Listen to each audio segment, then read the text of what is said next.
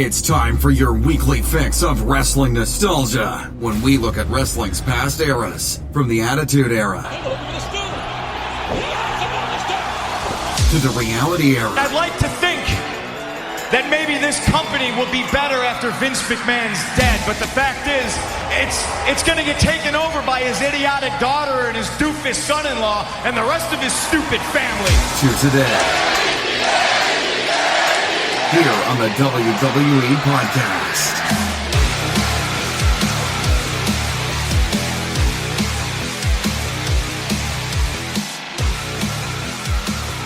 Alrighty, welcome to the WWE Podcast, and yeah, it's Wrestling Nostalgia Night, and this is nostalgic.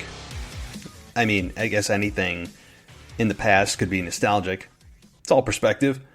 And typically I go back at least 10, 15, 20, sometimes even longer years.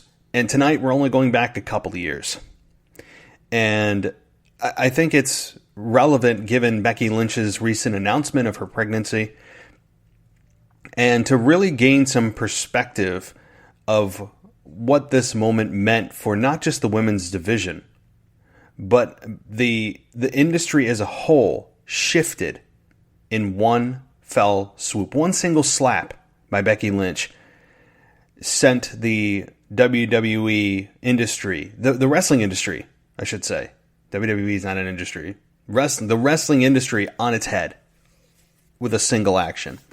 And looking back at this moment nearly 2 years later, definitely confirms that. I mean, it was a big moment then. I think it's an even bigger moment now that we have had time to reflect on where this all started, where this Becky Lynch man journey started, and where this women's division really caught fire. And yes, prior to this moment in 2018, there was some very good matches from the ladies, right? I mean, we had Sasha Banks facing Charlotte for how many times, right? But they had some great matches. They had their Hell in a Cell match. They had all about worrying about making history. We had Bayley called up. The women's division was starting to really grow.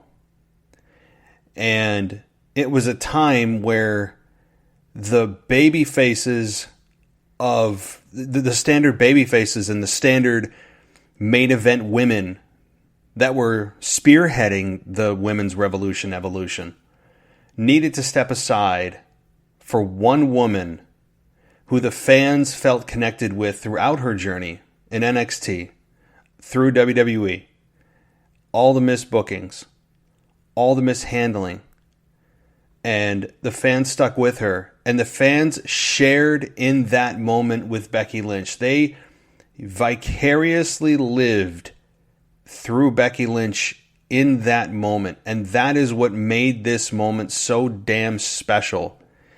And you could say it was a career night for Becky. I don't think that's even a question. Was it the biggest night of her career? No, I think the biggest night of her career was main eventing WrestleMania 35, and that is certainly and should be the biggest moment of her career. And it was. But this was a moment that I think many fans look at as maybe equally as big as that moment, because if this moment didn't happen, Becky Lynch wouldn't have had the main event moment in WrestleMania. Because this was a moment that was never supposed to happen. This was a moment that was never in the script, per se. It was never in the plans. This was not a moment conceived, contrived, developed, and manufactured in Vince McMahon's brain or a writer's brain, sitting in a conference room developing this long-term plan for Becky. This was not what was supposed to happen, and I think that is what makes it so special. And when you look back at moments that weren't supposed to happen that feel special, look no further than Daniel Bryan. This was the equivalent of a Daniel Bryan moment in the women's division. And Daniel Bryan, certainly in his own right, was forced to the main event by the fans. And without the fans I mean, it would have been Randy Orton Batista at WrestleMania 30. And Vince McMahon was forced by, I'm sure, the gritting of his teeth and every fiber of his being, disgusted with what the fans wanted and not understanding why we like this guy. You can bet your ass that he probably thought that. And thinking, look at Randy, look at Batista. These are the real men. These are a man's man.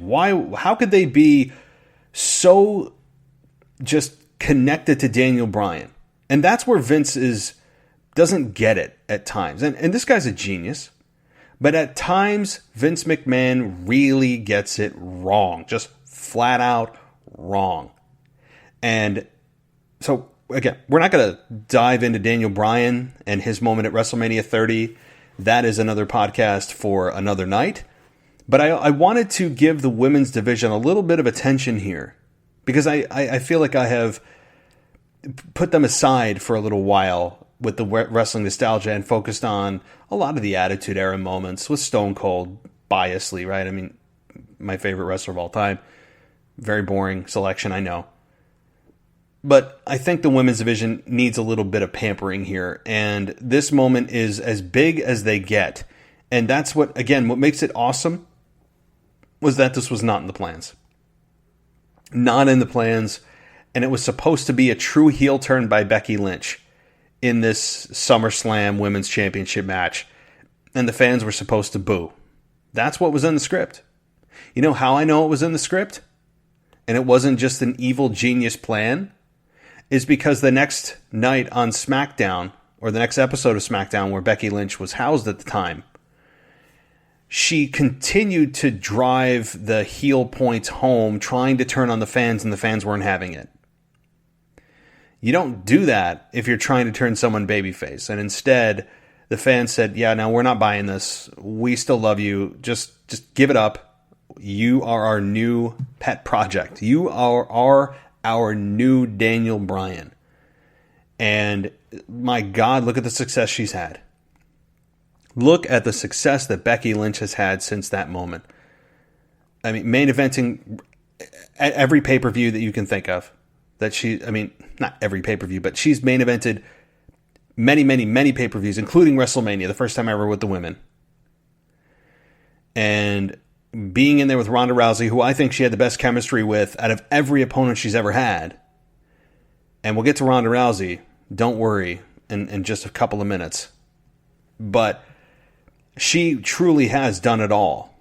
And I think it was a divine intervention that she got pregnant when she did, because I think she was starting to feel stale.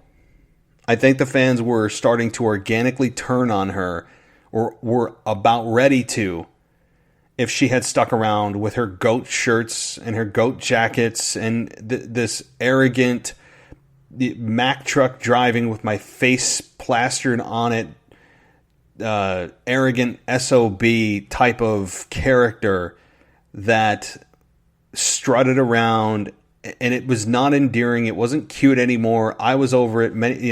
Some of the people I've talked to, a couple of my co-hosts felt the same way. So I think that this was a blessing in disguise because it came at the right time. And what we'll never know is who was supposed to originally take the belt off of Becky. Who was that person? I still believe it was Shayna Baszler. I still believe it was going to be Shayna Baszler who cashed in on Becky Lynch, because I think Shayna would have won it had Becky stuck around. They wouldn't have gone the road of Asuka versus Becky just because of the fact that they went through that many, many times before WrestleMania, which was just a few months ago. So they wouldn't have revisited that rivalry that soon. It wouldn't have made any sense. So I think Asuka was the right candidate to toss the baton to, turn her babyface. It's not hard to do. It's not hard to turn Asuka babyface. I mean, it's just the blink of an eye.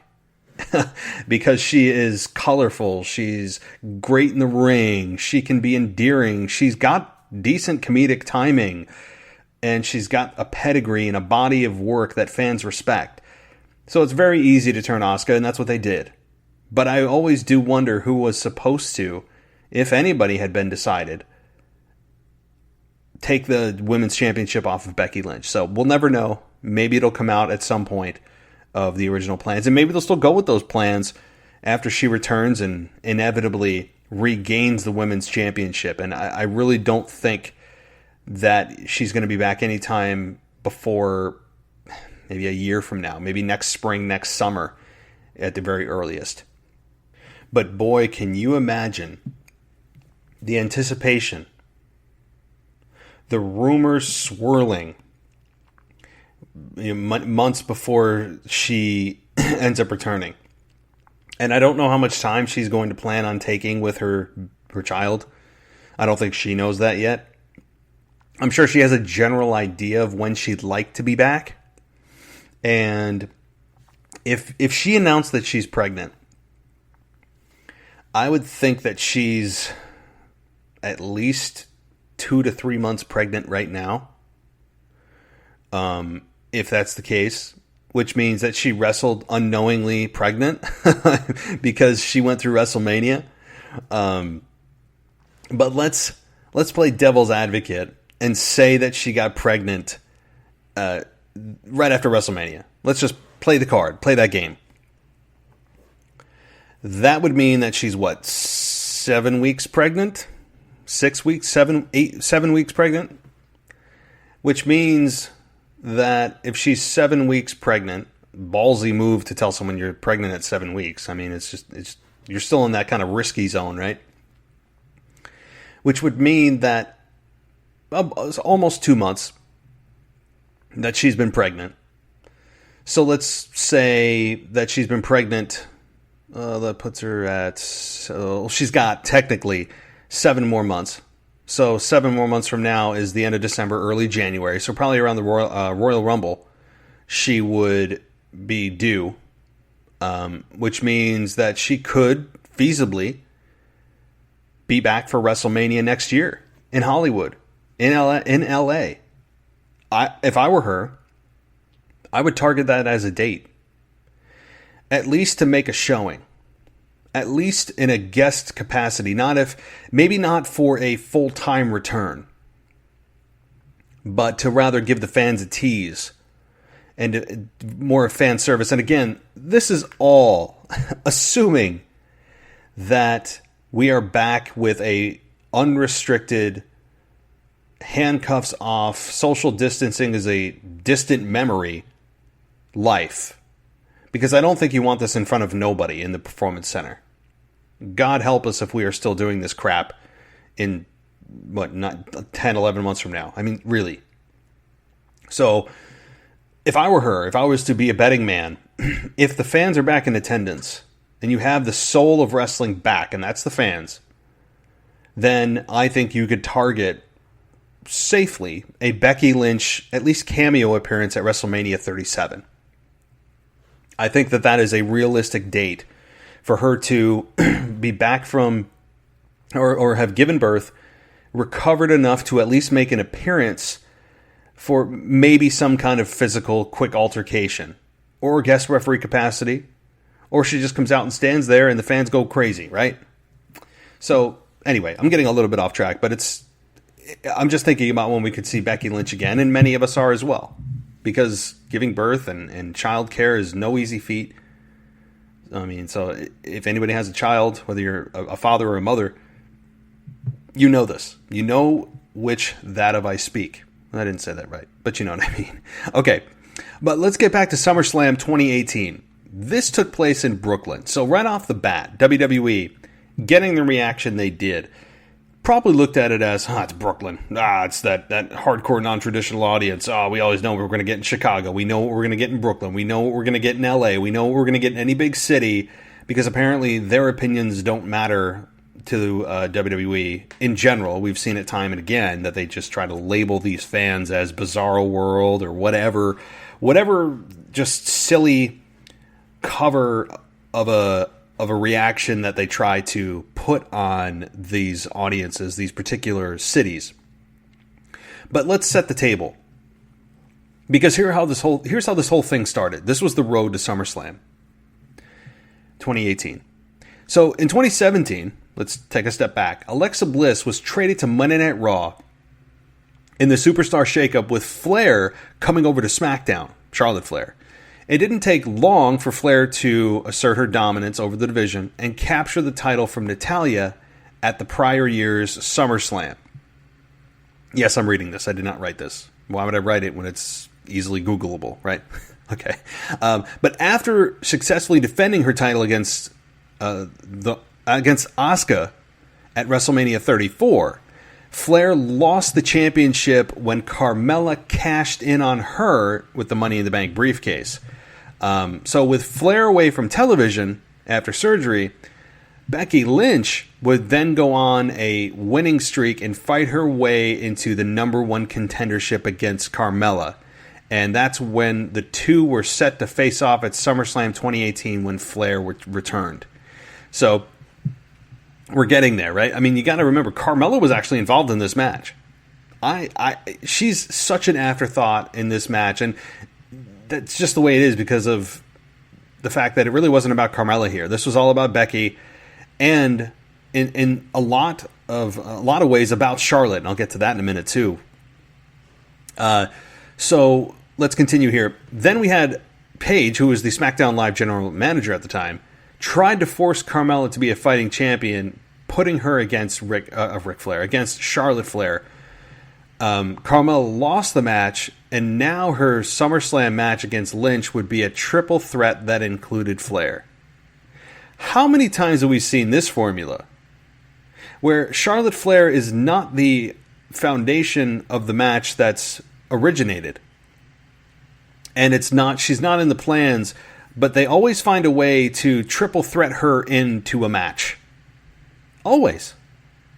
I mean, they just seem to do it time and again, and no more prominent of a time than at WrestleMania 35, and putting her in the match that should have just been Ronda versus Becky, period, but they just triple threaded their way of getting Charlotte into the match, which was, I mean, I don't even want to go down that road. You guys know how I feel about that. It was just ridiculous that they were able to put Charlotte in that match. This was Becky's year. This was Becky versus Ronda. It's a one-on-one. They should not put Flair in there, but I know why they did, because they want to say that Flair was a part of the first ever women's main event at WrestleMania, but that's a shallow reason to do it. I think it took away from what could have been, right? But anyway. Okay, so moving on to this story here and how this all finally settled into a triple threat. I just told you Charlotte won a match, and then Paige said it's now a triple threat. So this immediately caused friction between Charlotte and Becky. Because at the time, you got to remember, Becky and Charlotte were friends on air.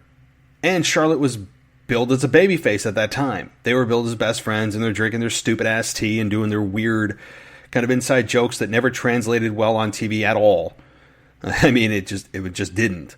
But it started to create some friction, and this is where the Iconics and Carmella continually referred to Lynch as Flair's sidekick, or say that she was in her shadow, which was true at the time.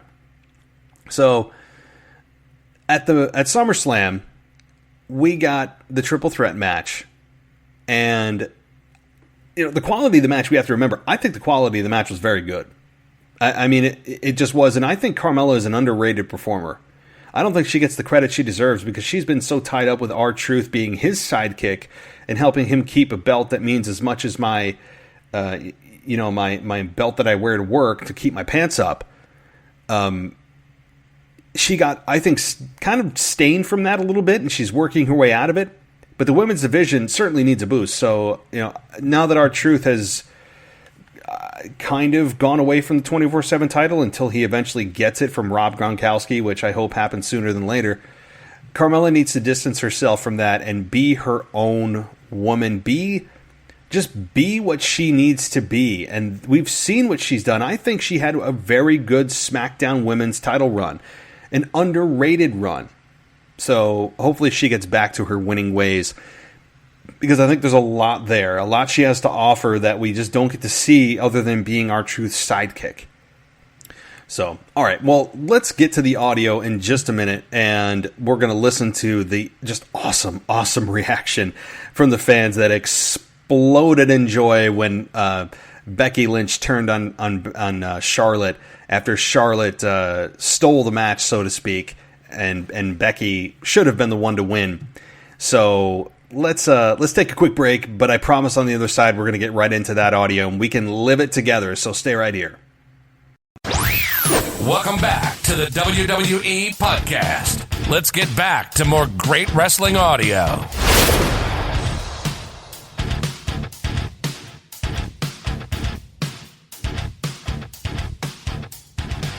All right, guys, welcome back.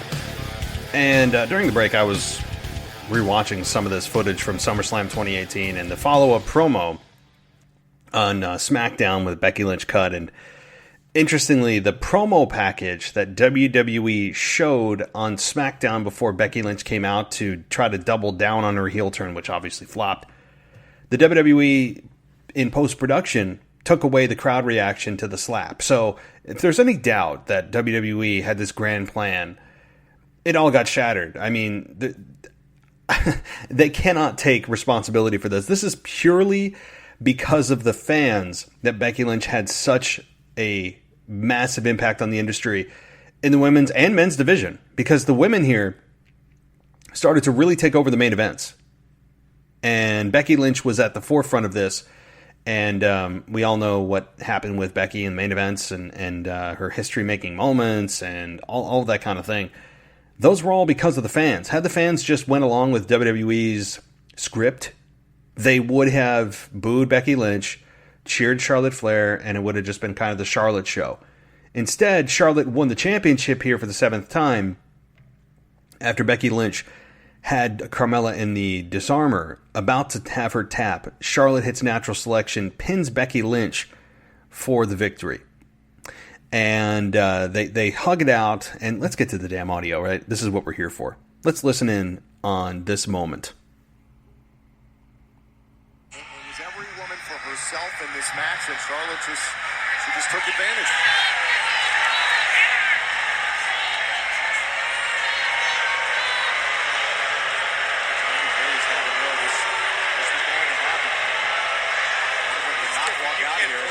True emotion, though, and it's going to be tough on this grand stage. Oh, Becky! Becky, that's your best friend! Come on, Becky. Was the best friend.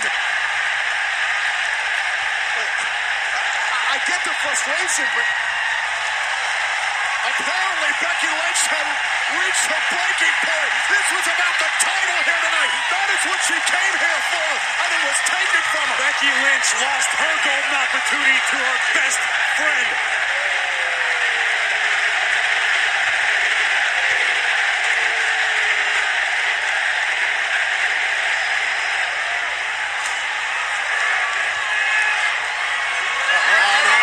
Charlotte sent into the barricade. There is pure disdain in the eyes of Becky Lynch right now. I have never seen this look on Becky's face. Oh my God, over the German announce desk. I can't believe we are seeing Becky Lynch snap. This was supposed to be Becky's night in her mind. I don't think anyone expected it, but I kind of love it.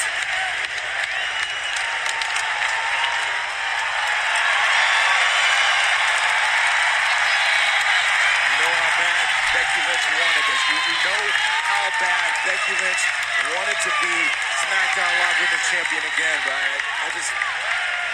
with friends like Charlotte Flair, who needs enemies?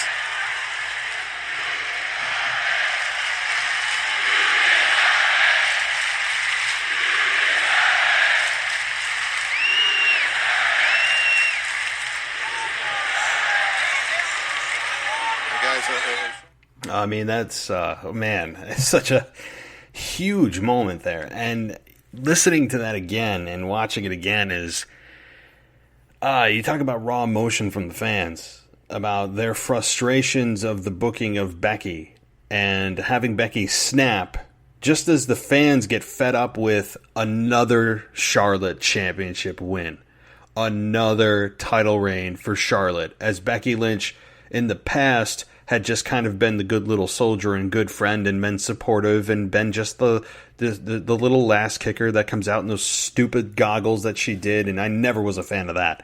Never. I actually came on here many times and just really shot down just how silly her entrance was. But I respected her work, always respected her work. And I think we all felt that she deserved more. And that frustration was very organic. It was, again, the fans, if they could control what happened there in a video game, that's exactly what they would have done. They would have turned on Charlotte and just beat her down. And you could hear the booing. You could hear the booing when they hugged. That's what the beginning of the clip was. When Becky and Charlotte embraced after Charlotte won, and it was just kind of like, hey, we're friends. I'm sorry that I had to do what I had to do to win the championship. And Becky feigned that she was okay with it and then ended up just tearing Charlotte apart. And then the "you deserve it" chants at the end were probably twofold. You deserve it, meaning Becky deserves the championship as she walked up the ramp and walked back into the curtain. But also you could interpret it as a "you deserve it" to Charlotte for getting, her having her ass kicked. I mean, it was probably a little bit of both. And it was a moment that is so just, it's such a turning point. We knew it was a turning point then, and it feels even bigger now if that moment didn't happen, right? And I don't know how WWE Vince McMahon didn't see this coming a mile away, because you have a champion that's just been champion forever. She's clearly the corporate choice. She is the female Roman Reigns. And she's just, habitually the champion. And if nobody else is champion, eventually she will be again. All roads lead to Charlotte. And just like all roads seem to lead to Roman Reigns. Although not recently, given his health concern with COVID and not participating in WrestleMania and WWE not mentioning him anymore, blah, blah, blah. That relationship will be repaired if there's any damage done at all. And eventually he will be champion again. And so with the female Roman Reigns in the women's division, you have this underdog of Becky who's been in the fans' eyes for many years in NXT and has gone through the paces. She's earned her respect in front of the fans for years. She has gotten very few opportunities at the Women's Championship. The fans feel that that WWE is continually overlooking her and constantly choosing Charlotte. And then they choose Charlotte at SummerSlam and then have the underdog snap, and that shadow that was Becky Lynch is now the one creating the shadow. She is no longer the shadow. And it is a beautiful moment. It is a moment that gives you chills, because not only is it great to see in the moment, but it's also, in retrospect, how big of a moment this is going to be because of everything that you know now in 2020, of everything that's happened with Becky and everything that she's gone through, everything that she has accomplished, all the moments she's had, winning the Rumble in 2019. I mean, just so many things. So many things that moment led to for the women's division, and was really the headline. I mean, it was a headline on Newsweek. And the headline read on Newsweek, let me read it to you. It said, "Did Becky Lynch turn heel?" This was published on August 20th, 2018. "It's more complicated than that." So they go on to really talk about the highs and lows of this match, how it built up. This is where I got my read about the whole build up to the match and how it happened. It was easily the highlight of SummerSlam that year. And it really just put the women's division not just on the map, but created a whole universe for them. And it was the most talked about moment of SummerSlam.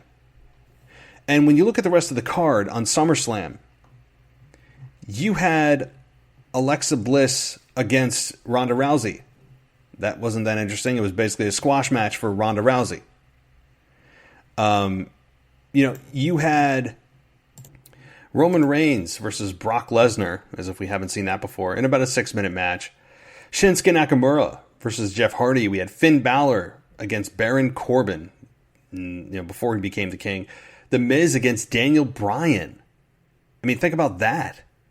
That whole program that led to, from their Talking Smack segment when Bryan was GM and he couldn't do anything about it because he was still injured and unable to compete, that led to that moment. Samoa Joe versus AJ Styles.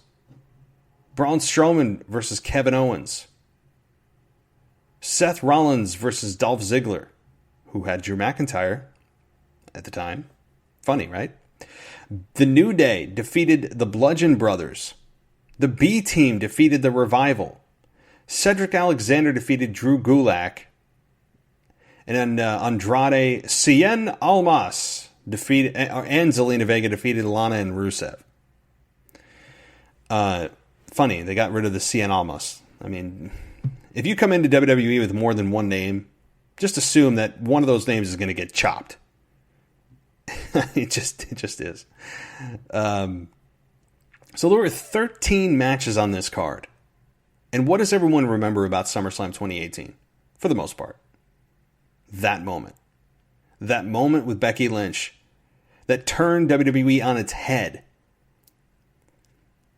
and put the women where they needed to be, with Becky Lynch as the centerpiece and with Charlotte Flair as the ultimate enemy of the corporate selection. And I don't know how Vince didn't see this coming a mile away. It baffles me that Vince believed that the fans would truly cheer Charlotte Flair here. It makes no sense. And you know how I know they were supposed to cheer Charlotte Flair? Because Carmella was playing the heel here. The babyfaces were Charlotte and Becky because they were best friends on camera. And they edited out the sound of the people cheering for Becky in the video package after, on the SmackDown Live after SummerSlam. Byron Saxton, who's the usually voice of reason, there has to be a babyface commentator, and Byron Saxton is clearly trying to placate towards that, is trying to be the voice of reason and tell us why this isn't right, and I know you're frustrated, but come on, this is your best friend. But the fans were cheering so loudly. I mean, you could hear it right there. I mean, you want to get chills and go back to a moment that gives you chills. Becky Lynch slapping Charlotte Flair may have been the biggest moment in the women's division up until that point was the biggest moment in the women's division. A single slap. Yes, they went on to make bigger moments, bigger matches. Certainly the women's triple threat at WrestleMania 35 was bigger, probably the biggest. That's the pinnacle. Does it get any bigger for the women? Where do they go from here? Do the women... I mean, I don't even know what's next. They've done an all-women's pay-per-view. I wish they would do that again, by the way. I loved Evolution. Loved it. Probably the best pay-per-view, you could argue, of the year. And so, I don't know where the women go from here. I mean, I'm glad that we don't have to hear about making history anymore, and the first time ever this, and the first time women's that. They did it all. They got it out of their system. I don't know what more first they could do. They've done the Women's Royal Rumble now a few times. They've done the Women's Money in the Bank ladder match. They've done the first Women's Hell in a Cell. They've done the first ever women's main event of WrestleMania. I mean, it doesn't get any higher than that. That's like getting a royal straight flush in poker. It just is. It's just the highest it gets. They have done a royal straight flush with the women. And now it's just, where do they go? I mean, how much higher can they go? I hope higher. I hope there's a different way to get them higher, because while that was a moment, and it's certainly the highest achievement that one could reach, it's only 3 women that did that. You know, they've done it, but now let's see who else can do it. Let's see who else can do it. I mean, just because the women did it doesn't mean that the men are held to a different standard. That is still the ultimate goal for the men as well. And I think the men got pushed aside. The men's division got pushed aside. There's no doubt about it. And I think the men were kind of complacent. It seemed anyway. that the men were a little bit complacent on the roster while the women were killing it and trying to make a name for themselves and being in multiple segments, which was nice to see. It was nice to see the women not just going, okay, well, here's the obligatory 1 or 2 women's matches on Raw or SmackDown. If the women earn it, then they need to be on the show more. And the men, I think, were feeling that pressure, that fire from the women on both ends, Raw and SmackDown Live at the time. It wasn't just SmackDown, it was SmackDown Live. The men and the men were feeling the pressure because they were saying, oh my God, this was never something we had to worry about. The women were there, but they were never a threat. They were never a threat. And now you have Becky Lynch come along and really tear the place off and put a complete and light that whole theology up in smoke. I mean, she just lit it on fire and walked away. So it was awesome. I hope you guys were able to watch with me, or at least watch after this. Just watch that moment, YouTube it, or go to the network and watch it. It is. It'll remind you just how big it was, given everything that happened after that. And it's also nice to hear, by the way, fans' reactions. Any kind of fan sounds is always a good thing. I mean, anything at this point. After 8-9 weeks of just silence in the empty performance center, it's getting a little old. I hope that WWE sooner than later is allowed to incorporate fans, because it seems like Florida is really easing up on their restrictions. There's talk of pro sports coming back. That seems to be the focal point. I think as a nation, we have reached that turning point in terms of our, not just the numbers of deaths with the COVID outbreak and people contracting it and the active daily cases and the hospitalizations, everything's trending downward. So the numbers line up with the actions of lifting the lockdowns, which you could argue were more devastating than the COVID virus itself. But I'm trying very hard not to get political. But with Florida relaxing a lot of its restrictions, do we see fans in attendance in WWE before the summer is out? I think the answer is yes. Now, does everyone have to be 6 feet apart? And is it half capacity, 25% capacity? Do they have to wear masks while they're screaming? It may look very weird, right? You probably will have a 25 or 50% capacity with people spaced apart and people wearing masks. But you know what? I will take that over crickets. Please. I think we're all a little bit over the crickets and silence. I think it's time to move on to reopening things. But again, my point was, that's where I was going, is that the numbers line up with the lockdowns being lifted, but also the sense, the general census that I'm getting, the consensus is people are ready to just move the F on, right? People are ready to move on. They're kind of over this for the most part. I know some people are out there going, oh, my grandma's really sick from this, or I have a friend who's sick from this, or I know somebody that's died, and look, my condolences go out to you. But from the majority of us that don't know someone that's died and are just ready to get the hell out and get back to normal life and are over this whole thing, this is a welcome sign. And yes, we still have to be safe. I'm not saying that just because you aren't going to die, and it's a very, very, very, very low mortality rate if you are young and healthy, by the way, that you should be stupid and go out and just be willy-nilly and not care. That's not my point. But we have to get back to our normal lives. I mean, you can't keep people cooped up. And people, especially as the weather gets really, really nice, and we're about to get really nice summer weather up in the Northeast, and people want to get the hell out, and you're not going to keep people in.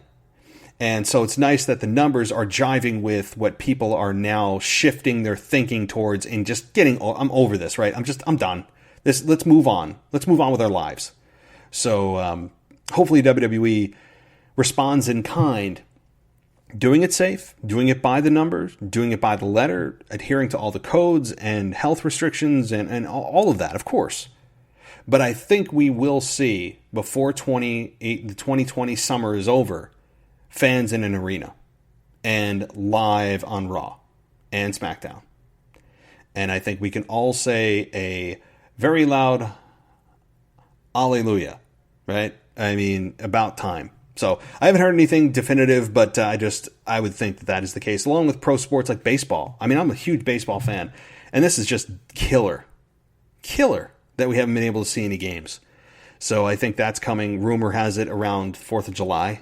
We could have a limited capacity fan attendance type of MLB return. So we'll see. But all right, I'm getting way off topic as I always do. But so anyway, guys, I hope you enjoyed the show today. I'd encourage you to go check out the moment. Check out the match.